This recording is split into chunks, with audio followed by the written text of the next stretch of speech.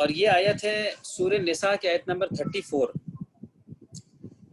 سورہ نساء کی آیت نمبر 34 جو ہے اس لحاظ سے بہت اہم ہے کہ اس میں عورتوں کے تعلق سے جو کچھ باتیں ہیں اس کو لے کے ایکسپلائٹ بہت کیا جاتا ہے۔ اس میں کئی بات ایسی ہے جہاں پہ کہ ہم لوگ خود ہی غلط سمجھ کر کے پھر غلط آگے پروپیگیٹ کرتے ہیں۔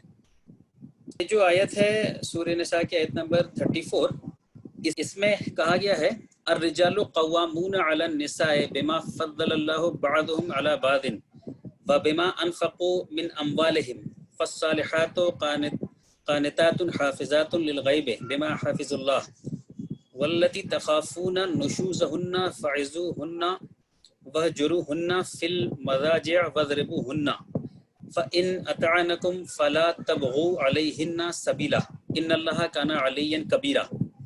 اس میں بہت سارے پوائنٹس ہیں، بہت اہم ہیں۔ اس کا جو عام ترجمہ ہے میں پہلے وہ آپ کے سامنے کر دوں۔ جو عام ترجمہ ہے، عام کا مطلب ہے جو آپ کو اکثر و بیشتر دیکھنے کو ملے گا کہ مرد جو ہیں وہ عورتوں پہ حاکم ہیں کیونکہ اللہ نے ایک کو دوسرے کے اوپر فضیلت دی ہے اور وہ اپنے مال میں سے خرچ کرتے ہیں۔ بس جو نیک عورتیں ہیں وہ فرما بردار ہوتی ہیں، کبھی کبھی بریکٹ میں شوہروں پہ بھی لکھا ہوتا ہے، فرما بردار ہوتی ہیں شوہروں کے، اور حفاظت کرتی ہیں ایبسنس میں، غیر موجودگی میں، جس کے حفاظتی اللہ نے کہا ہے۔ تو اگر تمہیں ان کے طرف سے کچھ گناہ کا، ان کے طرف سے سرکشی کا ڈر ہو تو تم جو ہے ان کو سمجھاؤ اور پھر بستر الگ کرو اور پھر مارو، ان کو مارو۔ یہ جو ہے عام ترجمہ ہے ہمارا، اور لیکن اگر یہ وہ تمہاری اطاعت کرنے لگے تو پھر تم جو ہے پھر کوئی اس میں دوسرا راستہ نہیں نکالو، اور اللہ بڑا ہے اور اونچا ہے۔ اس میں جو میں نے ابھی ترجمہ کیا، اصل میں اس ترجمے میں ہی ایکچوئل پرابلم چھپا ہوا ہے۔ اگر یہ ترجمہ میں صحیح کر دوں تو پرابلم نہیں ہے، لیکن یہ ترجمہ جو میں نے تھوڑا سا انکریکٹ کیا، اسی میں پرابلم ہے۔ اور ہمارے یہاں جو عام طور پہ ترجمہ آپ کو ملیں گے، ترجمان ملیں گے اردو کے یا انگلش کے، تو کم و بیش وہ اسی ٹائپ کے ٹرانسلیشنز آپ کو ملیں گے۔ جیسے انگلش میں ایک آپ کے سامنے نیچے ہی ہے کہ men are in charge of women what Allah has given one over the other and what they spend from their wealth. So righteous women are devoutly obedient, guarding in absence what Allah would have them guard. But those from whom you fear arrogance, advise them, forsake them in bed and strike them. But if they obey you, seek no means against them. Indeed, Allah is ever exalted and grand. تو اس ترجمے میں جو کچھ گڑبڑ ہے، اس میں کئی ایشوز آتے ہیں۔ جو سب سے بڑا ایشو بنتا ہے، وہ سب سے بڑا الزام جو اسلام پہ لگتا ہے وہ یہ کہ ڈومیسٹک وائلنس کو جسٹیفائی کرتا ہے۔ الزام یہ لگتا ہے کہ اسلام جو ہے ڈومیسٹک وائلنس کو، عورتوں پہ مارنے کو جسٹیفائی کرتا ہے، اور اس کے لیے وہ بتاتے ہیں یہ جو حصہ ہے کہ وَضْرِبُوهُنَّ، کہ ان کو تم مارو، اسٹرائک، یہاں سے وہ لاتے ہیں کہ اسلام جو ہے اس کی بات کرتا ہے کہ آپ عورتوں کے ساتھ جو ہے پٹائی کر سکتے ہیں۔ اب یہاں پہ انالائز کریں گے تو بات یہ ہے کہ عورتوں کے ساتھ ظلم زیادتی ایک ایسی چیز ہے جو بالکل شروع سے شاید ہر کلچر، ہر سویلائزیشن میں چلا آ رہا ہے۔ ہمارے یہاں جو ہے میل ڈومیننٹ سوسائٹی رہی ہے، ہر قوم میں، ہر گروہ، ہر جگہ میں، ایون انکلوڈنگ مسلم ورلڈ میں بھی۔ تو میل ڈومینیٹنگ سوسائٹی رہی ہے، تو عورتوں کو ایسا رکھا گیا ہے کہ پہلے تو بہت زیادہ ظلم زیادتی ہوتا تھا، پہلے تو بہت زیادہ ستایا جاتا تھا، ان کو طرح طرح کی ان کے اوپر زیادتیاں ہوتی تھی۔ تو ان جنرل یہ ہر جگہ رہا ہے، اور آج بھی انفیکٹ ابھی بھی ہر سویلائزیشن، ہر کمیونٹی میں بھی عورتوں کو جو ہے وہ دبا ہی کے رکھا جاتا ہے، including most of Muslim communities میں بھی۔ تو کرتے تو ظلم ہندو بھی ہیں، کرتے تو ظلم کرسچن بھی ہیں، کرتے تو ظلم ایک اتھیسٹ بھی ہیں، لیکن پرابلم یہ ہے کہ جب مسلمان بھی اگر ظلم یہ کرتا ہے، مسلمان بھی جہاں پہ ڈومیسٹک وائلنس کرتا ہے، جہالت میں، دین سے دوری کی وجہ سے وہ شراب پیتا ہے، عورتوں کو، اپنی بیویوں کو مارتا ہے، جوا کھیلتا ہے، اپنی بیویوں کو مارتا ہے، اور ایسے بھی پھر بھی بیویوں کو مارتا ہے، تو جب اس طرح کے کیسز آتے ہیں تو دنیا کے سامنے ایک بات یہ آ جاتی ہے کہ دیکھو قرآن میں کہا گیا مارنے کا، اس لیے یہ مار رہا ہے۔ حالانکہ جو آدمی جوا یا شراب کے نشے میں اپنی بیوی کو مارتا ہے، ایسا نہیں ہے کہ وہ قرآن میں دیکھ کر کے پڑھنے کے بعد وہاں سے انکریجمنٹ لیتا ہے، ایسا نہیں ہے، وہ تو اس کا مزاج، وہ تو اس کا زندگی کا طریقہ ہی بالکل غلط چل رہا ہے۔ لیکن بات یہ پرومیننٹ یا نمایاں ہو جاتی ہے لوگوں کے سامنے کہ دیکھو قرآن سکھاتا ہے مارنے کے بارے میں. یہ اہم چیز ہے کہ قرآن سکھاتا ہے مارنے کے بارے میں. تو لگتا ہے کہ جیسے کہ اسلام میں ڈومیسٹک وائلنس کو جو ہے پروموٹ کیا جاتا ہے.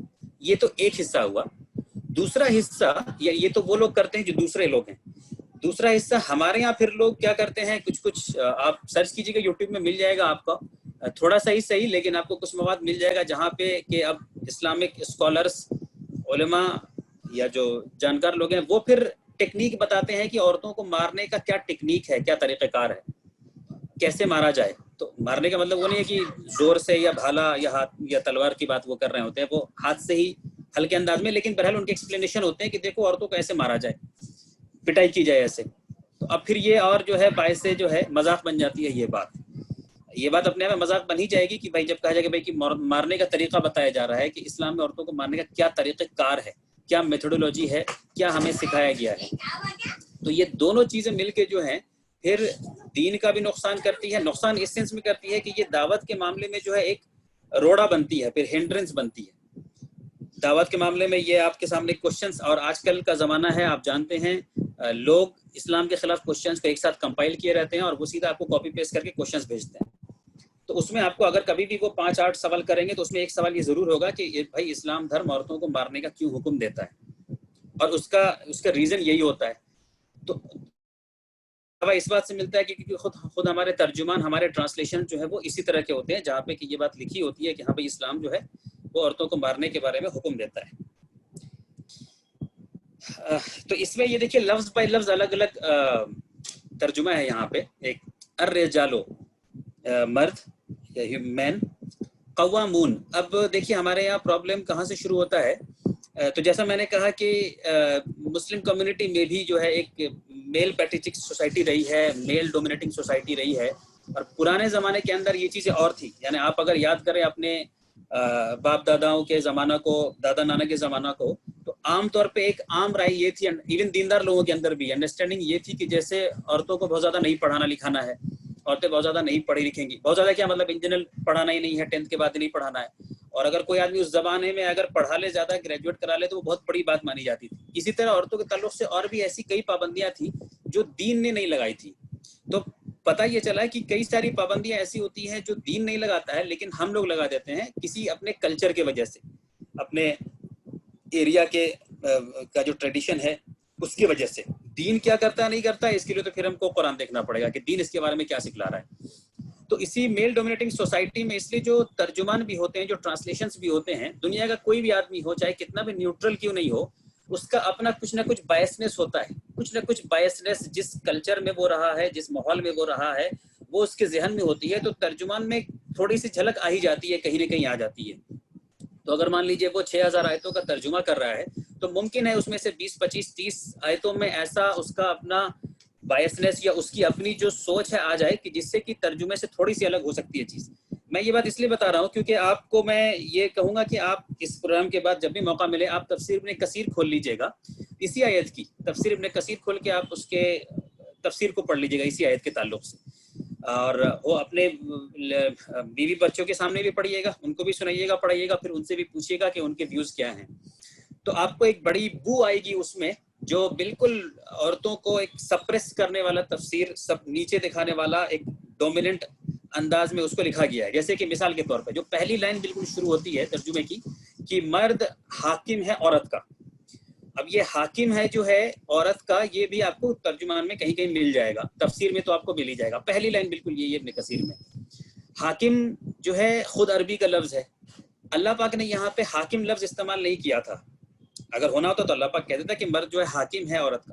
حاکم مطلب یہ ہوتا ہے جو ایک دم مالک ہو, جو گویا کہ اس کے نیچے والا جو ہے اس کا نوکر ہے یا اس کا سبریونٹ کوئی ہے یا بالکل غلام ٹائپ کا کوئی ہے, ایسا ہے کہ بھائی وہ حاکم ہے. تو ہسبینڈ اور وائف کا رشتہ جو ہے اسلام نے حاکم اور محکوم کا نہیں رکھا ہے کہ یہ حاکم اور محکوم ہے, بلکہ قرآن تو بتاتا ہے لباس سننا, ایک دوسرے کو بتاتے ہیں کہ ایک دوسرے کے لباس ہیں. تو ایک زبردست کلوز ریلیشن رکھا ہے اللہ پاک نے قرآن میں. لیکن جب ٹرانسلیشن اگر یہ آ جائے کہ مرد عورت کا حاکم ہے تو اس کا مطلب یہ ہو جائے گا کہ پھر اب آگے جو ترجمہ جو چلے گا اس میں پھر یہ سوچ اور جھلک, اس سوچ کی جھلک اور ہمیں آگے ملے گی. یعنی اس بات کو سمجھیے کہ اگر کوئی آیت ہے, آیت کے آخری میں کوئی بات ہے, آیت کے آخری میں بات چل رہی ہے آپ کو کہ وَضْرِبُوهُنَّ کہ اور مارو، تو جب شروع میں ہم ترجمہ ہی کر دیں گے ایسا کہ مرد عورت کا حاکم ہے یا مرد جو ہے عورت سے کوئی بڑا کوئی چیز ہے، تو جب ترجمہ کی شروعات ہی وہاں سے ہوگی، اس کا مطلب سبسیکوینٹ ورڈز میں الفاظ میں جو ترجمہ ہوگا اس میں بھی پھر ہماری وہ جھلک آئے گی، جس سے کہ کیا ہوگا کہ پھر اصل ترجمہ اصل ٹرانسلیشن جو ہے وہ ڈائلیوٹ ہو جائے گا یا وہ اپنا پورا اثر نہیں دکھا پائے گا۔ تو پہلی غلطی تو ہمارے یہاں یہ ہوتی ہے جب ہم یہ ٹرانسلیشن کرتے ہیں کہ مرد جو ہیں عورت کے حاکم ہیں، یہ حاکم نہیں ہیں، حاکم محکوم کا معاملہ نہیں ہے ہسبینڈ اور وائف کا یا مرد اور عورت کا۔ اللہ پاک نے کہا قوامون، یہ قوامون جو ہے قاف واو میم لفظ سے بنا ہے، جس سے بہت سارے لفظ بنے ہیں، قوم بھی بنا ہے، قیوم بھی بنا ہے، اللہ لا الہ الا هو الحی القیوم بھی بنا ہے، مقام بھی اسی لفظ سے بنا ہے، مقام ابراہیم جس کو کہتے ہیں۔ اس کا مطلب ہوتا ہے اسٹیبلش کرنے والا، ون ہو اسٹیبلشز، جو کھڑا کرتا ہے، جو کہ سپورٹ دیتا ہے، سپورٹ سسٹم دیتا ہے، یہ یہاں کہا جا رہا ہے۔ حاکم لفظ جو ہے اس کا استعمال جو ہے یہ بڑا ہی امپروپر ہے اس تعلق سے کہ میں آپ کو کچھ ترجمہ دکھا رہا ہوں، یہاں پہ 3-4 ہے، یہاں پہ 3-4 ترجمہ ہے، الگ الگ ہے۔ کہیں پہ تو مین آر دا پروٹیکٹرس ہے، مین آر انچارج آف وومن ہے۔ اردو میں جو آپ دیکھ رہے ہیں وہ دیکھیے مرد عورتوں پر حاکم ہیں۔ اب یہاں پہ اردو میں جو ہے یہ کہ مرد عورتوں پر حاکم ہے، تو یہ حاکم ہے، یہ ترجمہ ہو گیا جو کہ شروعاتی غلط سے ہوگی۔ جو قوامون نہ ورڈ ہے، اس کا مطلب نہ اتھارٹی ہوتا ہے نہ حاکم ہوتا ہے، بلکہ اس کا مطلب ہوتا ہے کہ وہ قائم کرنے والا، اسٹیبلش کرنے والا، جو کہ سپورٹ سسٹم پرووائڈ کرے۔ اسی سینس میں جو ہے قرآن میں دوسری جگہوں پہ بھی یہ ورڈ آیا ہے، اسٹینڈنگ کے ورڈ میں آیا ہے، اسٹینڈ کرنے والا، تو جو گویا ہے کہ سپورٹ سسٹم دے۔ یہاں پہ جو قانتات لفظ آیا ہے یہ عورت کی فرما برداری اللہ کے لیے ہے، اس کے لیے ہے کہ عورت کو اللہ کی فرما برداری کرنی ہے۔ اگر ہم نے ترجمہ شروع سے تھوڑا تھوڑا بھی اگر بائسڈ مائنڈ سے کیا تو پھر یہ آگے جا کے اور زیادہ ڈینجرس ہو جاتی ہے۔ تو اب اللہ پاک نے کہا کہ فرما بردار ہوتی ہیں، اللہ کی فرما بردار ہوتی ہے، حافظات للغیب بما حافظ اللہ، پھر حفاظت کرتی ہیں ابسینس میں بھی، جب ہسبینڈ نہیں ہے تو بھی، ہر کسی کے ابسینس میں بھی جو اللہ نے حفاظت کرنے دیا ہے۔ اب یہاں پہ آگے بات چل رہی ہے جو بہت اہم ہے کہ واللتی تخافون نشوزہن، اگر تمہیں خوف ہو ان کے طرف سے، نشوزہن اس کو کہتے ہیں عام طور پہ ایل کنڈکٹ، یا ان کا ڈر ہو ان سے ریبیلین کا یا ان کے طرف سے بہت خطرناک چیز ہونے کا، تو نشوزہن کو اگر آپ پھر قرآن کے اعتبار سے دیکھیں گے تو یہ گویا کہ جیسے لگ رہا ہے کہ کوئی بڑی زیادتی والی چیز جو بیوی کی طرف سے ہو رہی ہو، اور خاص کر وہ جو ہسبینڈ وائف کے معاملے میں نہیں ہونا چاہیے۔ اس کو ہم کہتے ہیں اینیموسٹی یا ہاسٹیلٹی یا ریبیلین، یعنی عورت یا تو ریبیلین بن جائے یا کوئی بڑی برے کاموں میں لگ جائے یا زیادتی کرنے لگے، اس طرح کا نشوزہن اگر عورتوں کی طرف سے تمہیں لگے۔ یہاں پہ یہ دھیان رکھنے کی بات ہے کہ قرآن نے سیم الفاظ یہ مرد کے تعلق سے بھی یوز کیا ہے، جو نیچے سورہ نساء کے آیت نمبر 128 میں دیا ہوا ہے، جہاں پہ ہے کہ اگر بیوی کو یہ اندیشہ ہو عورت ہسبینڈ کی طرف سے نشوزن کا، سیم ورڈ جو ہے نشوز جو ہے دونوں کے طرف یہ یوز ہوا ہے۔ یعنی ابھی ہم لوگ جو آیت ڈسکس کر رہے ہیں اس میں آ رہی ہے کہ اگر واللتی تخافون، اگر ان سے تمہیں نشوزہن یعنی ان سے ایل کنڈکٹ کی طرف سے زیادتی، ان کے طرف سے ریبیلین، ان کے طرف سے بہت برائی کا اگر تمہیں خوف ہو، تو سیم ورڈ جو ہے نشوز جو ہے ہسبینڈ کے لیے بھی یوز ہوا ہے۔ جب یہاں پہ یہ کہا کہ وَإِنْ أَمْرَاتٌ خَافَتٌ مِّن بَعْلِهَا نُشُوزًا، اور پھر جب بیوی کو اگر یہ ڈر ہو کہ ہسبینڈ کی طرف سے نشوز کا، ایل کنڈکٹ کا یا برائی کا، تو یہ دونوں کے لیے یوز ہوا ہے، یہ سمجھ لیجئے، بیوی کو ہسبینڈ کے لیے فیل ہو، ہسبینڈ کو بیوی کے لیے فیل ہو۔ یہاں پہ یہ بھی سمجھنا کہ یہ تخافون ورڈ ہے کہ خوف ہو ایل کنڈکٹ کا، تو اس کا مطلب یہ نہیں ہے کہ یعنی اب آگے جو بھی بات چلے گی کہ عورت کی طرف سے ایل کنڈکٹ کا مطلب یہ نہیں ہے کہ بھائی وہ چائے میں چینی زیادہ ڈال دی، اس بات کو لے کے آپ کو لگ رہا ہے کہ ریبیلین بنی ہوئی ہے، یا وقت پہ کھانا نہیں دی اس بات کو لے کے آپ ایشو بنا رہے ہیں، یا دروازہ نہیں بند کی تھی اس بات کو لے کے آپ ایشو بنا رہے ہیں۔ نہیں، یہ خوف ہو ان کی طرف سے، خوف یعنی کہ اس میں ڈرنے کی کوئی بات نہیں ہے نا، چائے میں کوئی چینی نہیں ڈالے گا تو کوئی ڈرنے کی تو بات نہیں ہے، خوف ورڈ تو ریلیونٹ نہیں رہے گا وہاں پہ۔ نمک زیادہ ڈال دے تو وہ خوف کی بات نہیں ہے، وہ تو آپ کہیں گے ایک ذرا کہ ناپسندیدہ کوئی چیز کر دی۔ یہاں پہ کہ خوف کی بات ہو رہی ہے، کوئی بڑی چیز، کوئی بری بات کا اگر امکان ہے، ڈر ہے، تو کہہ رہا ہے اگر ان کی طرف سے ایل کنڈکٹ اس طرح کا ہو رہا ہے، تو اب یہاں پر قرآن جو ہے 3 اسٹیپ میں کچھ باتیں بتا رہا ہے جو کہ ہمارے اس پوائنٹ آج کے اس کا مین کرکس ہے۔ تو اللہ پاک نے کہا کہ پھر تمہیں کیا کرنا چاہیے، فَعِزُوهُنَّ، تو تم پھر انہیں جو ہے ایڈمونش کرو یا پھر سمجھاؤ. یعنی اگر وہ ریبیلین بن گئی، بہت بدتمیزی کر رہی ہیں، یا مان لیجیے ادھر ادھر کچھ غلط چیزوں میں پڑ رہی ہیں، یا بہت خراب چیز کر رہی ہیں، ایسا آپ کو لگ رہا ہے اگر، تو پھر اللہ پاک نے یہ کہا ان سے پھر کہ ان کو پھر جو ہے تم سمجھاؤ، ان کو جو ہے تم ایڈمونش کرو. فائزو یعنی واز جو کہتے ہیں نا، ادعو الی سبیل ربک بالحکمہ والموعظۃ الحسنہ، تو وہاں پہ جو ورڈ آیا ہے وہ سیم ورڈ یہی ہے، فائزوہن، یعنی پھر ان کو تم سمجھاؤ. تو اب پھر ان کو سمجھانا ہے، ایکسپلین کرنا ہے، چیزوں کو بیان کرنا ہے کہ بھائی ایسے ہو رہا ہے ویسے ہو رہا ہے. یعنی before taking any radical step جو ہے ان سے بیٹھ کر کے بات کی جائے. یہ قرآن بتلا رہا ہے ہمیں کہ ان کو پھر ایکسپلین کیا جائے، ساری چیزوں کو سمجھائے. پھر اگر ان کی طرف سے یہ کنٹینیو رہتا ہے یا معاملہ نہیں سدھرتا ہے تو ایز اے نیکسٹ اسٹیپ پھر اللہ پاک کہتا ہے کہ وَهْجُرُوهُنَّ، تو پھر تم جو ہے ان کے فَهْجُرُوهُنَّ فِي الْمَضَاجِعِ، تو بیڈ جو ہے بستر جو ہے پھر تم چھوڑ دو. یعنی اب یہ ایک دوسرے لیول کا ایک پھر یہ سولوشن قرآن دے رہا ہے. پہلے سیدھے سے بات چیت ایکسپلین کیا، سمجھایا، ڈسکشن کیا، اس کو سمجھایا. اگر وہاں پہ نہیں مانی یا مطلب اس کے بعد بھی معاملہ ایسا ہی رہا، نہیں سدھرا، تو اب نیکسٹ اسٹیپ میں اللہ پاک ایک جو ہے ایک سائیکولوجیکل سولوشن دے رہا ہے یہاں پہ کہ ٹھیک ہے پھر بستر الگ کر لو. اب بستر الگ کرنا جو ہے یہ ایک سائیکولوجیکل سولوشن ہے، جس میں کہ بھائی بیوی کے ساتھ نہیں سو رہے ہیں، تو اب یہ بڑی بات ہے، یہ کافی بڑی بات ہے. تو اب یہاں پہ ان کو احساس ہونا چاہیے کہ بھائی میرا شوہر واقعی جو ہے مجھ سے بہت ناراض ہے، یا یہ واقعی ایک بڑی بات ہو گئی ہے جس کو شاید میں نہیں سمجھ رہی ہوں کہ وہ جو ہے میرے ساتھ سونے کو بھی تیار نہیں ہے. تو یعنی یہاں پہ یہ ایکسپیکٹ کیا جا رہا ہے کہ شاید یہاں پہ انہیں کچھ سمجھ میں آئے. اور اس کے پیچھے یہ بھی سائیکولوجی ہوگی کہ بھائی اچھا یہ کوئی ایک دن کی تو بات نہیں ہوگی، یہ جو کہا گیا بستر الگ کرو، تو یہ کوئی 1-2 گھنٹے کی بات نہیں ہے، مطلب کہ میں بھی شاید پھر کئی دن کے لیے الگ کرے گا، وہ 8 دن کے لیے، 10 دن کے لیے، 12 دن کے لیے، اتنا دن کے لیے بھی الگ کرے. تو یہ ایک ٹائم پیریڈ بھی دیا جا رہا ہے ریکنسیلیشن کے لیے، تاکہ جو ہے ہسبینڈ تو ٹھیک ہی ہے، یہاں پہ تو ازمپشن یہ ہے کہ بیوی کی طرف سے زیادتی ہو رہی ہے، تو شاید بیوی پھر پلٹ جائے، پھر اپنے چیزوں کو کریکٹ کر لے. اور ہسبینڈ وائف کا معاملہ ہے تو پھر شاید یہ ان کو لگے کہ نہیں ہمیں جو ہے سو ساتھ ہو جانا چاہیے. تو یہ سیکنڈ سولوشن قرآن نے دیا ہے کہ پھر بستر کو الگ کر لو. تو اب بات جو ہے بڑھ گئی، پہلے تھی ایڈمونش کرنے کی، سمجھانے کی، سمجھانے کے بعد بھی اگر نہیں مانی تو اب ایک بڑے لیول کا اسٹیپ لیا گیا کہ پھر کہا گیا کہ نہیں اب جو ہے پھر بستر جو ہے الگ کیا جائے گا، تاکہ اس بیچ سوچ کے غور کرے، سمجھے اور میں بھی پلٹ کے آ جائے. اب جو یہ تیسرا جو سولوشن ہے یہ ہے وہ مسئلہ جس کو لے کے پھر جو بات پروپیگیٹ کی جاتی ہے. پھر یہ ورڈ وَضْرِبُوهُنَّ، اب اس کا ترجمہ تقریباً ہر جگہ عام طور پہ آپ کو ملے گا، اور پھر ان کو مارو، اسٹرائک. حالانکہ یہ جو ترجمہ مجھے ملا ہے، مجھے معلوم نہیں کس کا ترجمہ ہے، انہوں نے میں سمجھتا ہوں صحیح ترجمہ کیا ہے بالکل، and set forth to them. اس میں انہوں نے یہ نہیں کیا، ورنہ آپ کوئی سا بھی ترجمہ دیکھیں گے اگر تو اس میں مارنے کی بات ہوتی ہے. مثال کے طور پہ میں آپ کو دکھا دوں، یہ دیکھیں یہ جو ترجمہ ہے میرے پاس 4، تو اس میں بھی بتایا گیا ہے، پہلا میں پڑھ رہا ہوں یوسف علی صاحب کا، refuse to share their beds and beat them. اب یہاں پہ بریکٹ میں لائٹلی لکھا ہوا ہے، اب میں وہ بتاؤں گا آپ کو یہ کیوں لکھا گیا ہے، ورنہ ٹرانسلیشن کیا ہے انہوں نے بیٹ دیم، لیکن لائٹلی لکھ دیا ہے بریکٹ میں. محسن خان صاحب کا ٹرانسلیشن ہے، یہاں پہ بھی ہے بیٹ دیم، پھر بریکٹ میں ہے lightly if it is useful. صحیح کے اندر بھی ہے آپ کو اسٹرائک دیم، یہ تو خیر سب سے ریڈیکل ٹرانسلیشن ہوتا ہے صحیح انٹرنیشنل کا، سیدھے سیدھے اسٹرائک دیم. اردو کے اندر بھی جو ہے اور مارو، پھر اگر تمہارا مارو، تو یہ چاروں ٹرانسلیشن میں جو ہے مارنے کی بات آئی ہے اس میں کہ ان کو مارو. حالانکہ یہ جو ٹرانسلیشن ہے جو میرے سامنے ہے اس میں and set forth to them ہے ترجمہ ہے.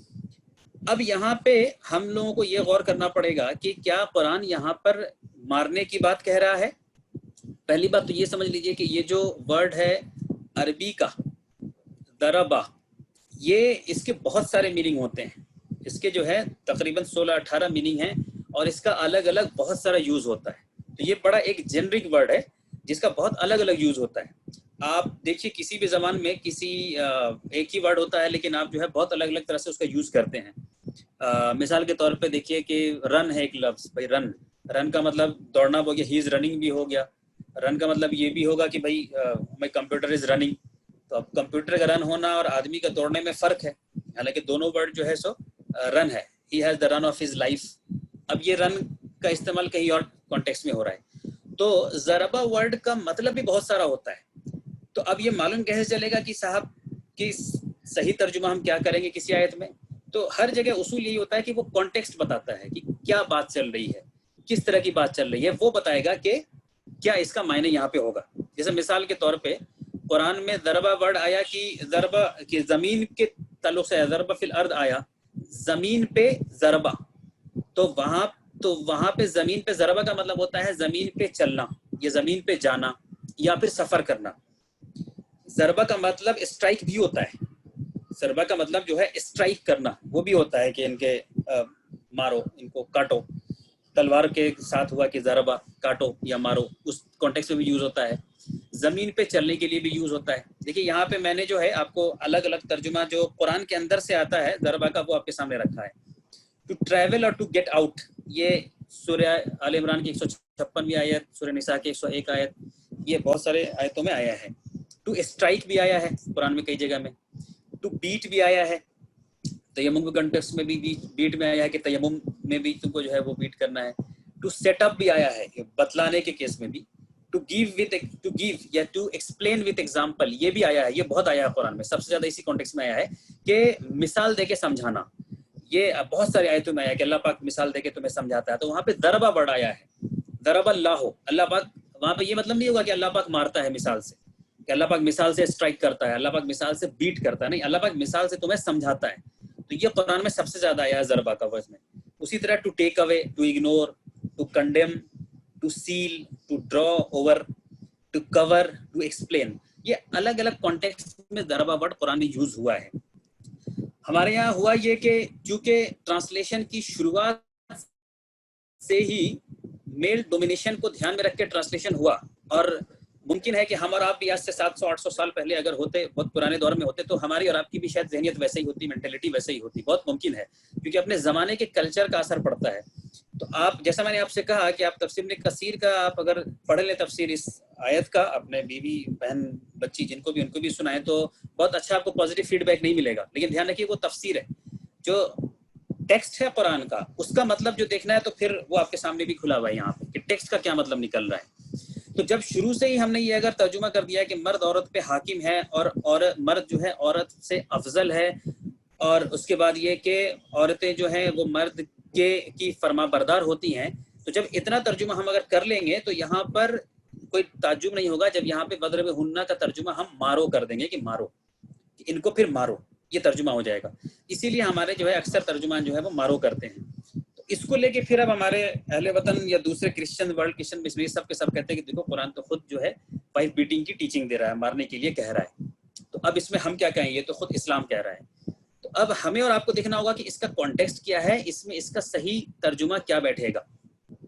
اب یہاں پہ دیکھیے 2-3 باتیں بہت اہم جو دھیان میں رکھیے گا. پہلی بات یہ ہے کہ معاملہ کیا تھا کہ عورت کی طرف سے, بیوی کی طرف سے زیادتی ہو رہی تھی. شوہر نے اس کو سمجھایا بجھایا نہیں مانی. پھر ہسبینڈ نے بیڈ الگ کر لیا. انٹینشن کیا تھا ہسبینڈ کا؟ انٹینشن تھا کہ بھائی ریکنسائل ہو جائے, یہ انٹینشن تھا. بیڈ الگ کر لیا, پھر بھی نہیں مانی. اب قرآن یہ کہہ رہا ہے کہ مارو. لیٹ اس اسیوم کہ مارو جو ہے صحیح ترجمہ ہے, مان لیجیے. اور اس کے ترنت بعد اللہ پاک کہہ رہا ہے فَإِنْ أَطَعْنَكُمْ, کہ اور اگر وہ تمہاری اطاعت کرنے لگے. یہاں پہ یہ بتائیے کہ مارنے کے بعد ہسبینڈ وائف کو مارے, اس کو مارنے کے بعد کیا آج تک کبھی بھی کوئی بھی کیس ایسا ہوگا جہاں پہ کہ بیوی جو ہے یعنی کہ وہ صحیح بات پہ آ جائے گی یا پھر اس کی اطاعت کرنے لے جائے گی, یعنی مارنے کو وہ بہت پازیٹیو وے میں لے گی, بہت اچھے وے میں فیل کرے گی مار کھانے کو لے کے؟ میں نہیں سمجھتا ہوں کہ کوئی بھی بیوی ایسی ہوگی. وہ یہ ضرور کہے گی بھائی کہ تم کو میرے سے الگ ہو جانا 10 دن کے لیے تو الگ ہو جاؤ, 15 دن کے لیے الگ ہو جانا تو ہو جاؤ, لیکن مارو مت. کیونکہ جو مارنا ہے, جو مار ہے, جو چوٹ ہے, یہ سے زیادہ جو ہے دل پہ رہتی ہے, اس کا گہرا جو ہے زخم رہتا ہے.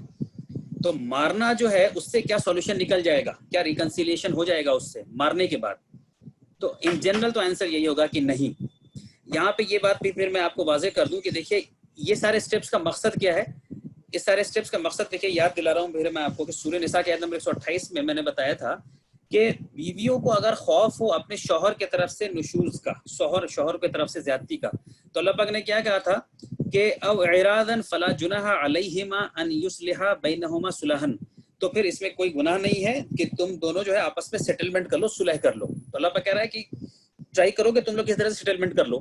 اور پھر اس کے بعد آیت کنٹینیو ہے اور کہتا ہے کہ صلح جو ہے وہی بہتر ہے. تو کہہ رہا ہے کہ اگر خوف عورت کی طرف سے زیادتی کا ظلم کا تو کوئی راستہ نکالے تاکہ دونوں میں صلح ہو جائے. تو صلح کی کوشش کی جا رہی ہے یہاں پہ. تو ٹھیک اسی طرح اس آیت کے اندر بھی الٹیمیٹ مقصد تو یہی ہے کہ صلح ہو جائے, اسی کی کوشش ہسبینڈ کر رہا ہے.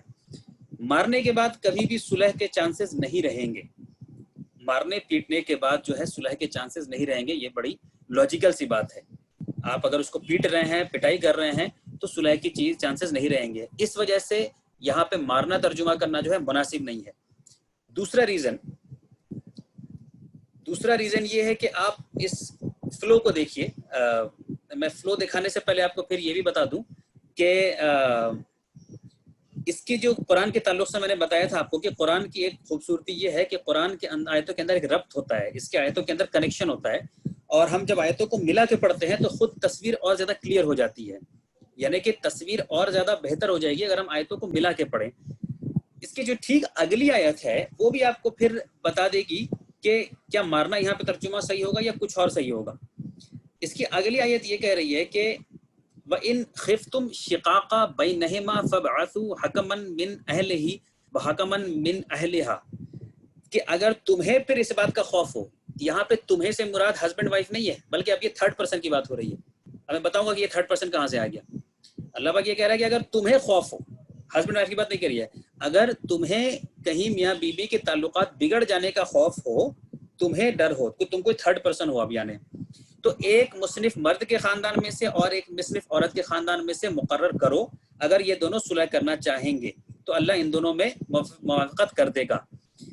تو یہاں پہ اگلی آیت میں یہ کہا جا رہا آپ سے کہ یعنی کہ اب جو ہسبینڈ, مان لیجئے کہ وہاں پہ یضربو کو ہم نے ابھی تک ترجمہ نہیں کیا ہے, ٹھیک ہے نا, وضربو کو ہم نے ابھی تک ترجمہ نہیں کیا ہے, کیا اس کا ترجمہ ہوگا, مان لیجئے کچھ بھی ہوگا. لیکن اس کے آگے کیا کہہ رہا ہے اللہ پاک, اس کے آگے یہ کہہ رہا ہے کہ تم اگر دیکھو کہ ہسبینڈ وائف کا تعلقات بگڑ رہا ہے تو اب تم کیا کرو, پھر دونوں کے سائڈ سے ایک ایک ریپرزینٹیٹیو کو بلاؤ, ان کے سائڈ سے بھی ایک آدمی آئے, ان کے سائڈ بھی آئے, تاکہ صلح کی کوشش کریں, تاکہ وہ جو ہے صلح کی کوشش کریں. تو یہ اس کا مطلب یہ معلوم چلا کہ اب یہ معاملہ جو ہے ہسبینڈ وائف کے ڈومین سے نکل کے باہر پہنچ چکا ہے. باہر میں شاید یہ قاضی ہیں, یا یہ کوئی جج بھی ہو سکتے ہیں, یا کوئی ایک بڑے بھی ہو سکتے ہیں سماج کے, یا پھر دونوں کے خاندان کے بھی کوئی بڑے ہو سکتے ہیں, لیکن یہ کوئی تھرڈ پرسن ہے جن کی بات چل رہی ہے. تو اب یہ معاملہ باہر جا چکا, اس سے یہ معلوم چل رہا ہے وہ اب اس لیے قرآن کہہ رہا ہے یہاں پہ کہ اب تمہیں اگر اس بات کا خوف ہو تو کہ میاں بیوی کے رشتے میں اگر اور خرابی آ رہی ہے تو تمہیں کا مطلب یہ تیسرا پرسن ہے. تو جو لاجیکلی ہوگا کہ ہسبینڈ وائف کے ریلیشن شپ اگر خراب ہوں گے, بگڑے گا, تو پھر ہو سکتا ہے وہ لوگ کسی کو انوالو کریں گے, کسی بڑے کو, ہو سکتا ہے ان کا معاملہ کسی کورٹ میں بھی پہنچ جائے, ہو سکتا ہے معاملہ لوکل لیول پہ بھی رہے. تو وہاں پہ وہ کہہ رہا ہے کہ وہ جو ہوگا اس کو یہ چاہیے کہ دونوں کے سائڈ سے ایک ایک بڑے کو لے منتخب کریں اور وہ لوگ پھر صلح کی کوشش کریں. تو اس سے یہ پتا چل رہا ہے کہ یہاں پہ جو ضربہ ورڈ ہے اس کا مطلب مارنا نہیں ہے, بلکہ جیسا کہ سورہ نمبر 13 کے آیت نمبر 17 میں آیا ہے, یضرب اللہ الحق والباطل, کہ اللہ پاک تمہیں حق اور باطل کو جو ہے ایکسپلین کرتا ہے, سمجھاتا ہے. تو یہاں پہ بھی یضرب لفظ آیا ہے, سیم ورڈ آیا ہے. تو یہاں پہ بھی جو یضرب لفظ آیا ہے قرآن کے اندر, اس کا ترجمہ وضربوہن جو ہے کہ ان کو پھر اس کے ریپرکشنز کے بارے میں سمجھاؤ کہ اب ہمارا ریلیشن شپ جو ہے وہ کس طرف جائے گا. یعنی میں نے تم کو سمجھایا بھی, بجھایا بھی, تم نہیں مانی, معاملہ صحیح نہیں ہوا, ہم لوگ کا بیڈ بھی الگ کر لیا, معاملہ سے نہیں ہوا, تو اب پھر جو ہے وی ول سیٹ فورتھ, اب ہم جو ہے تم کو اب بتا رہے ہیں کہ اب کیا معاملہ ہوگا ہم لوگ کا, اس کے ریپرکشنز کیا ہوں گے, ہمارا معاملہ طلاق تک بھی پہنچ سکتا ہے, سیپریشن تک بھی پہنچ سکتا ہے. یہ بات پھر ان کے سامنے رکھنے کی ہے. یہاں پہ ان کو مارنے سے تو مسئلہ سالو ہی نہیں ہوگا, لیکن ہاں یہ اگر رکھا جائے, ایکسپلین کیا جائے کہ صاحب ٹھیک ہے, ہم لوگ یا تو یہ بھی بات آ سکتی ہے کہ چلو کاؤنسلنگ کرائیں گے ہم لوگ, کسی کاؤنسلر کے پاس چلیں, یا کسی بڑوں کو انوالو کریں, یا پھر اب تو تمہارے ساتھ زندگی نہیں بتا سکتے, پھر تو ہم لوگ کو الگ پر ہونا پڑے گا. اور الگ ہونے کے سینس میں بھی وضربہ یوز ہوتا ہے, الگ ہونے کے سینس میں بھی یوز ہو سکتا ہے, تو ہم الگ ہو جائیں گے, یہ بات ان کو بتلانے کی ہے. پھر قرآن کہہ رہا ہے کہ اگر پھر وہ تمہاری اطاعت کر لیں, یہاں کے بعد اگر وہ سدھر جائیں, تب تم پھر کوئی ان کے ساتھ زیادتی کا راستہ مت نکالنا. یعنی مقصد یہ نہیں تھا ہسبینڈ کا کہ کسی نہ کسی بہانے عورت کے ساتھ زیادتی کرے. یہ وضربوہن کو اگر آپ مارنے کا دے دیں گے تو لگے گا جیسے کہ مار پیٹ کرنا تھا مقصد, نہیں, مارنا مقصد نہیں تھا. اس کا مقصد یہ تھا کہ اگر یہ اطاعت کرنے لگ جائیں تو اب تمہیں جو ہے کوئی دوسرا راستہ نہیں نکال رہا ہے. پھر اللہ کا ان اللہ تعالی علی کبیرہ کہ اللہ پاک اونچا بھی ہے اور کبیر بھی ہے، بڑا بھی ہے. یعنی تم دونوں میں سے کوئی ایک اونچا کوئی ایک نیچا نہیں ہے. اللہ ہے جو اصل اونچا ہے اور اصل بڑا جو ہے وہ بھی اللہ ہے. تو اب تمہیں جو ہے اطاعت کر لی تو تم کوئی دوسرا راستہ مت ڈھونڈو. تو یہاں پر وَضْرِبُوهُنَّ کا ترجمہ اگر ہم مارنا کریں گے تو نہ صرف یہ قرآن کے اور بھی آیت کے خلاف میں بات ہو جائے گی، خود اس آیت کے کانٹیکسٹ میں بھی بات درست نہیں رہے گی، کیونکہ اس سے ریکنسیلیشن نہیں ہوگا. کوئی بھی عورت کوئی بھی بیوی مار کھانا جو ہے بہت پسند نہیں کرے گی، نہ اس کو بہت اچھا لگے گا، نہ اس کے بعد وہ سدھر جائے گی. لیکن ہاں اگر چیزوں کو سمجھایا جائے، بہت ڈیٹیل سے ایکسپلین کیا جائے، پارشلی سپریٹ ہو جائیں تو پھر بھی پاسبل ہے، بٹ اس سے الگ نہیں ہوگی. اس سے آپ دیکھیے یہ میں آپ کو یہ چارٹ کے ذریعے بھی سمجھا رہا ہوں کہ یہ فلو ہے اس آیت میں کہ قرآن بتا رہا ہے ایک پرابلم کے بارے میں کہ پرابلم ہوا ہسبینڈ وائف کے بیچ میں. اب پھر قرآن کہہ رہا ہے کہ تو ایڈمونش کرو، سمجھاؤ. سمجھانے کی بات ہوئی، پھر کہا کہ اب بیڈ سپریٹ کر لو. اب بیڈ سپریٹ ہو گئے. اب یہاں پر دو آپشن آ رہا ہے. ایک آپشن جو ہمارا کنونشنل ٹرانسلیشن ہے کہ مارو اس کو، اور اس کے بعد کا جو نیکسٹ سٹیج ہے، جو نیکسٹ آیت ہے، وہ یہ کہہ رہی ہے کہ اب کاؤنسلنگ ہوگی ایڈریس کی طرف سے یا کورٹ کی طرف سے یا قاضی کی طرف سے. اب جو ہے کاؤنسلنگ ہوگی، صلح کرانے کی کوشش کی جائے گی. تو یہاں پہ مارنا زیادہ آپ کو اپروپریٹ لگ رہا ہے یا پھر یہ اپروپریٹ لگ رہا ہے کہ پھر ہسبینڈ جو ہے ایکسپلینس کرے ریپرکشنز کو کہ اب ہماری شادی رشتہ جو ہے زیادہ نہیں چل پائے گا، آگے نہیں بڑھ پائے گا، اب دوسروں کو انوالو کرنا پڑے گا. یہ آپ خود اس کے اوپر غور کیجئے اور آپ جس کے اوپر آپ کنونس ہوتے ہیں آپ اس کو ہی مانیے. میں یہ نہیں کہہ رہا ہوں کہ آپ بالکل میری بات کو مان لیجئے، لیکن جو چیز آپ کو زیادہ دین الفطرت کے حساب سے لگتی ہے اس کو دیکھیے. اچھا، اب چونکہ یہ مارنے کی آیت تو آ گئی، بات تو ٹرانسلیشن ہو گیا مارنے کا. چونکہ یہ چیز لوگوں کو لگتی ہے کسی کو بھی کہ بھائی یہ تو تھوڑی عجیب سی چیز ہے، تو یہی وجہ ہے کہ پھر ہمارے یہاں ایک چیز اور ایجاد کر دیا گیا، میں کہوں گا، جس میں کہ یہ بات مشہور ہو گئی کہ نہیں صاحب مارنا ہے لیکن بہت ہلکے سے مارنا ہے. تو ان جنرل جو لوگ جانتے ہیں وہ سب یہ جانتے ہیں کہ ہلکے سے مارنا ہے. ضربہ ورڈ کا مرنا مطلب ہوتا ہے، مثال دینا بھی مطلب ہوتا ہے، ایکسپلین کرنا بھی مطلب ہوتا ہے، چھوڑنا، یہ سب مطلب ہوتا ہے. لیکن لائٹلی جو ورڈ ہے یہاں پہ آپ دیکھ رہے ہیں، یہ بریکٹ بھی ٹرانسلیٹر کا اپنا ہے، یہ قرآن نہیں کہہ رہا ہے. تو اب یہ لائٹلی خود سے لے آتے ہیں لوگ، کیونکہ لگتا ہے کہ صاحب مارنا جو ہے یہ تو تھوڑی سی صحیح، اور اس کے تعلق سے کچھ ایک آدھ روایت بھی ہے جس کو لوگ پھر اس کے ہیلپ بھی لیتے ہیں. تو ٹرانسلیشن میں پھر وہ افیکٹ آ جاتا ہے. تو بیٹ دیم لائٹلی آپ یوسف علی صاحب کے ٹرانسلیشن میں دیکھ رہے ہیں. محسن خان صاحب کے ٹرانسلیشن میں اور انہوں نے تھوڑا کم کیا ہے، بیٹ دیم کیا ہے lightly if it is useful, یعنی لائٹلی بھی کہا، پھر کہا اگر ضرورت ہو تو، یعنی بہت ہلکے سے. کے اندر تو سیدھا سیدھی ہے کہ بھائی اسٹرائک کرو. تو اب اس کے تعلق سے پھر ہمارے یہاں جو اب یہ بات کہی جاتی ہے عام طور پہ وہ یہ کہ بھائی اچھا مارنا ہے ہلکے سے مارنا. پھر آگے کہ صاحب دتمن سے مارنا ہے، یہ بات آ گئی کہ یہ دتمن سے مارنا ہے. پھر کچھ اسکالرز کہتے ہیں کہ نہیں صاحب وہ بالکل ہلکا سا ٹیپ کرنا ہے ہاتھ کو. اب آپ خود ہی غور کیجئے ذرا، تو شاید آپ کو بھی ہنسی آ جائے گی، آپ کے گھر میں بچے ہوں گے ان کو بھی ہنسی آ جائے گی کہ آپ کو اور بیوی کا معاملہ چل رہا ہے، بڑا سیریس معاملہ چل رہا ہے، پرابلم چل رہا ہے، وہ ریبیلین بنی ہوئی ہے، آپ الگ ہو گئے، بستر الگ کر دیا 8-10 دن بعد، اب آپ اس سے مل رہے ہیں اور آپ اس کے ہاتھ کو ٹیپ کر رہے ہیں یا ہلکا سا پینسل سے مار رہے ہیں. اس سے کیا فرق پڑے گا آپ کو لگ رہا ہے؟ بھائی یا تو کہو کہ بھائی مارو زور سے، مطلب وہ تو زیادہ لاجیکل پھر بھی لگتی ہے بات کہ بھائی مارو، لیکن بیٹ دیم لائٹلی والی بات تو جو ہے وہ آتی ہے اپنے طرف سے آتی ہے، کیونکہ وہ چیز خود ڈائجسٹ نہیں ہو پاتی ہے شاید لوگوں کو کہ صاحب ہم مارنا جو ہم کہہ رہے ہیں. تو ہم نے کیا کہا گیا کہ صاحب دتمن سے مارنا ہے اور بالکل لائٹلی مارنا ہے. پھر کسی نے کہا کہ نہیں صاحب ایسا مارنا ہے کہ وہ ہڈی نہیں ٹوٹے، خون نہیں نکلے اور اس کا رنگ نہیں چلا جائے. تو اب ایک آدمی جس سائیکولوجیکل کنڈیشن میں ایک ہسبینڈ وائف رہیں گے اس ٹائم میں، اس سائیکولوجیکل کنڈیشن میں جبکہ ایڈمونش کر چکے، سمجھا چکے، بستر الگ کر چکے، سمجھا چکے، تو اس کے بعد سپریشن کی طرف لوگ بڑھنا چاہیں گے کہ نہیں صاحب اب تو معاملہ نہیں سدھرے گا سپریشن کا. یہ مارنے کا جو پارٹ ہے اصل میں اس کا تعلق تو غصے سے ہے. مارنے کا تعلق تو یہاں سے نہیں ہے، وہ اس کا تعلق غصے سے ہے. اگر آدمی کو غصہ کنٹرول نہیں ہوا، چاہے وہ مرد ہو چاہے وہ عورت ہو، تو وہ تو ایک دوسرے کے اوپر ہاتھ اٹھا سکتے ہیں. میں یہ نہیں کہہ رہا ہوں کہ اسلام ایسا کہتا ہے.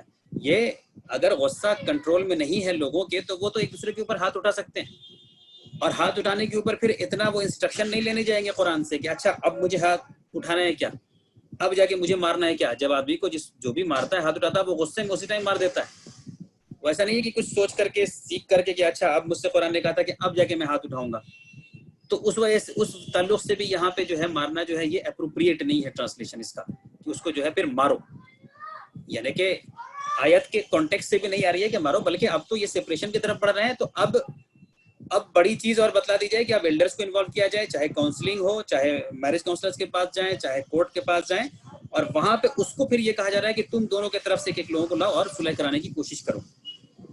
اب جب ہم لوگ اگر خود ہی یہ ترجمہ بھی کریں اور لوگوں کو سمجھائیں بھی کہ بھائی اسلام بتلاتا ہے مارنے کے لیے، ہاں لیکن بہت لائٹلی مارنے کہتا ہے، ایک دتمن سے مارنے کے لیے کہتا ہے، وہ ہلکا سے وہ ٹیپ ہاتھ کو ایک دم ٹیپ کرنے جیسے کہ وہ ڈاکٹر نفس چیک کرتا ہے گویا کہ تھوڑا ویسے کرنے کہتا ہے، تو یہ پھر خود اپنے میں بڑی ہنسی کی بات بن جاتی ہے۔ تو قرآن نے مارنے کی بات نہیں کہی ہے۔ جب ایک ورڈ کا کئی ٹرانسلیشن پاسبل ہے، بہت ساری جگہوں میں ہوتا ہے قرآن کا ایک ورڈ کا بہت سارا ٹرانسلیشن پاسبل ہے، تو اس میں وہ کانٹیکسٹ بتائے گا کہ صحیح ترجمہ کیا ہے۔ ایک بات یہ بھی سمجھ لیجئے کہ کسی کو یہ نہ لگے کہ گویا کہ یہ قرآن کے یعنی چیزوں سے چھیڑ چھاڑ ہے یا گویا کہ ہم اسلام کو کوئی چینج کر رہے ہیں۔ دیکھیے قرآن کا جو ٹیکسٹ ہے وہ جیسا 14 سال پہلے ہمارے پاس اترا ویسے ہی ہمارے پاس آج بھی ہے۔ اس میں قرآن کے ترجمے میں ٹرانسلیشن میں جو ہے چینج ہوتا رہا ہے، لوگ کرتے رہے ہیں، اسی لیے آپ کو الگ الگ ٹرانسلیشنز ملتے ہیں، اور اوبویسلی کسی نہ کسی ہر ٹرانسلیشن میں کچھ نہ کچھ کمی ہوتی ہے جس کی وجہ سے، کیونکہ انسان ہے، انسان سے ہو جاتی ہے تو بعد میں کریکشن کیا جاتا ہے۔ اور میں آپ کو ایک مثال دیتا ہوں، just to give one example. جیسے قرآن میں یوم و لفظ آیا ہے، یوم بہت دفعہ آیا ہے۔ اب یہ یوم لفظ کا ترجمہ ہم لوگ نے کیا ہے ہمیشہ جو ہے دن کے تعلق سے، ڈے کے تعلق سے کیا ہے۔ تو دن، یوم کا مطلب، دن کا مطلب، اب مطلب یہ یعنی ٹرانسلیٹر ہو یا کوئی بھی ہو پڑھنے والا ہو سمجھ میں آئے گا کہ دن کا مطلب ایک دن، 2 دن، 4 دن، ایسے دن 24 گھنٹے والا دن۔ تو اب قرآن میں جہاں پہ اللہ پاک نے یہ کہا کہ ہم نے اس پورے کریشن کو، کائنات کو 6 دنوں میں بنایا ہے، تو وہاں پہ بھی ہمارا ٹرانسلیشن 6 days ہی ہے، پڑھ لیجیے ابھی ڈے ہی ہے، 6 دن۔ حالانکہ لفظ کا مطلب دن بھی ہوتا ہے اور ایک وقفہ بھی ہوتا ہے، ایک ٹائم پیریڈ بھی ہوتا ہے، یعنی کہ صرف دن نہیں ہوتا ہے کہ جس کو ہم کہتے ہیں 24 گھنٹے والا دن، بلکہ ایک وقفہ بھی ہوتا ہے، وہ بھی قرآن سے ہی ثابت ہے، یعنی وہ بھی کہیں باہر سے نہیں جانے کی ضرورت نہیں ہے، قرآن سے ہی ثابت ہے۔ جیسے اللہ پاک نے کہا سورہ سجدہ کے اندر کہا، سورہ مارج کے اندر کہا، جہاں پہ بتایا ہے کہ پھر کہ اللہ ایک سسٹم کو نافذ کرتا ہے، پھر اس کو ودڈرا کر لیتا ہے ایک دن میں، یہاں پہ یوم ورڈ آیا، ایک دن میں جس کی مقدار تمہارے نزدیک جو ہے وہ 1000 سال کے برابر ہے۔ تو اللہ پاک یہاں پہ کہہ رہا ہے کہ یہ جو دن کی بات ہو رہی ہے یہ تم اس کو ڈے مت سمجھ لینا 24 آور والا ٹائم، بلکہ یہ کہہ رہا ہے جس کو تم 1000 سال سمجھ رہے ہو وہ پیریڈ کو اللہ پاک یوم سے ریفر کر رہا ہے، یعنی جس لفظ کو یوم کو تم ڈے سمجھتے ہو، اللہ پاک اسی لفظ کو یوز کر کے کہہ رہا ہے کہ یہ تمہارے 1000 سال کے برابر ہے۔ اس کا مطلب کہ 1 یوم از اکول ٹو 1 ڈے نہیں ہوا، بلکہ یہاں پہ 1 یوم از اکول ٹو 1000 ایئرس ہوا۔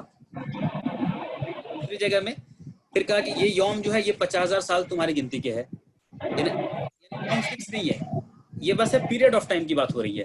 کہیں پہ 1000 سال کے ٹائم پیریڈ کو یوم کہا گیا، کہیں پہ 50,000 سال کے ٹائم پیریڈ کو یوم کہا گیا۔ تو اسی طرح جب اللہ پاک نے قرآن میں کہا کہ ہم نے 6 ایام میں بنایا، یوم کا پلورل ریورس، اس کا مطلب کہ 6 ایکول پیریڈ میں بنایا، 6 ٹائم انٹرول میں بنایا، وہ مطلب ہوا۔ تو اب ہمارا ترجمہ اگر آج بھی ویسے ہی ہے، تو ہم کہہ رہے ہیں کہ Allah created this universe in 6 days، تو اس پہ اگر اعتراض لائیں کرسچنس، اس پہ اگر اعتراض لائیں سائنٹسٹ کہ بھائی آپ، قرآن کہہ رہا ہے کہ 6 day میں بنایا، جبکہ یونیورس میں 6 بلین ایئر کا ٹائم لگا تھا، تو آپ 6 بلین ایئر کہتے تو سمجھ میں آتا، آپ تو 6 ڈے کہہ رہے ہیں، اور ڈے کا مطلب تو منڈے ٹیوزڈے ونڈے کے حساب سے 24 گھنٹے والا دن ہے۔ تو وہاں پہ ہم کو اپنا ترجمہ کریکشن کرنے میں کوئی حرج نہیں ہے، ہم یہ ترجمہ کر لیں کہ ڈے کی جگہ ہم کریں پیریڈ آف ٹائم، یا پھر پیریڈ آف ٹائم کر لیں، یا پھر ٹائم انٹرول کر لیں، تو اس میں کوئی حرج نہیں ہوگا، اس میں کوئی ہم قرآن کے سے کوئی چھیڑ چھاڑ نہیں کر رہے ہیں۔ یوم برڈ کا مطلب پہلے بھی ویسے ہی تھا، بات یہ ہے کہ پہلے بھی ویسے ہی تھا، پہلے بھی اس کانٹیکسٹ میں یوز ہوا ہے، ہم اس کو ڈیز کرتے چلے آ رہے تھے پہلے سے۔ اگین اس زمانے کی جو سوچ، اس زمانے کا جو نالج لیول، اس زمانے کی جو سائنٹیفک ڈیولپمنٹ تھا، اس کے حساب سے لوگ ٹرانسلیشن کرتے چلے آ رہے تھے، کوئی مسئلہ نہیں تھا۔ لیکن اب آج کے زمانے میں پھر اب لوگوں کا دھیان اس طرف جا رہا ہے کہ ارے 6 بلین ایئر میں بنا تھا جو ہے یونیورس، تو اس لیے جو ہے پھر ہم اس یوم کو اب کریکٹ کر لیں گے کہ نہیں، یہ یوم کی بات جو ہے وہ اصل میں اس کی بات چل رہی ہے، پیریڈ آف ٹائم کی بات چل رہی ہے۔ ٹھیک اسی طرح یہاں پہ جب بدریب ہننا ہے، جس کو ہم اگر ٹرانسلیشن کرتے آ رہے ہیں کہ صاحب عورتوں کو مارو، اس کی جگہ ہم اگر یہ ایکسپلین کر دیں کہ نہیں، پھر اس کو جو ہے سمجھا دو، وارننگ دے دو، یا ایکسپلین کر دو کہ آگے سچویشن کے بارے میں، یا آگے اب نہیں چلے گا اس تعلق سے وارننگ دے دو، تو اس میں پھر کوئی حرج نہیں ہے ہمیں یہ ترجمہ میں، ٹرانسلیشن میں کریکشن جو ہے اس کی گنجائش ہے، قرآن کے ٹیکسٹ میں کوئی چینج کی گنجائش نہیں ہے۔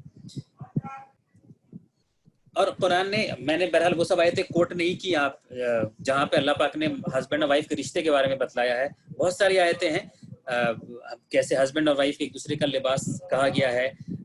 یہ سورہ بقرہ کی آیت نمبر 231 میں ہے جس میں کہا گیا کہ ان کو تم نقصان پہنچانے کی نیت سے مت روک کے رکھو. یہ بھی طلاق کے کانٹیکٹ سے بات چل رہی ہے.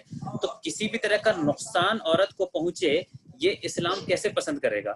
اور ایک اور تعجب کی بات یہ ہے کہ آیت کی دیکھیے شروعات ہوئی تھی الرجالو کہ مرد جو ہے وہ قوامین ہے، قوامون ہے، پروٹیکٹر ہے، اسٹیبلشر ہے.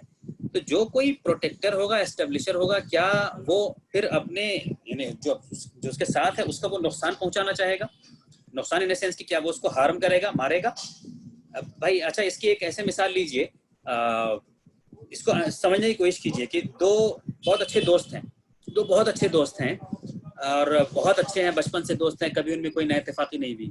دونوں ایک بزنس ڈیل میں ایک ساتھ آتے ہیں، بزنس ایگریمنٹ کرتے ہیں کہ ہم دونوں مل کے بزنس چلائیں گے. دونوں میں بڑی زبردست انڈرسٹینڈنگ تھی، بہت زبردست انڈرسٹینڈنگ تھی اور بہت آپس میں جو ہے بہت محبت بھی تھی. دونوں دوست آپس میں بزنس میں آتے ہیں، بزنس چلتا ہے آگے، اور آگے جا کے دونوں میں کچھ ڈسپیوٹ ہو جاتا ہے. دونوں میں اگر ڈسپیوٹ ہو جائے گا obviously وہ لوگ اس کو ریزالو کرنے کی کوشش کریں گے، کلیریفیکیشن دیں گے، ایک دوسرے کو بتلائیں گے. پھر بھی اگر نہیں چلے گا تو وہ لوگ کیا کریں گے؟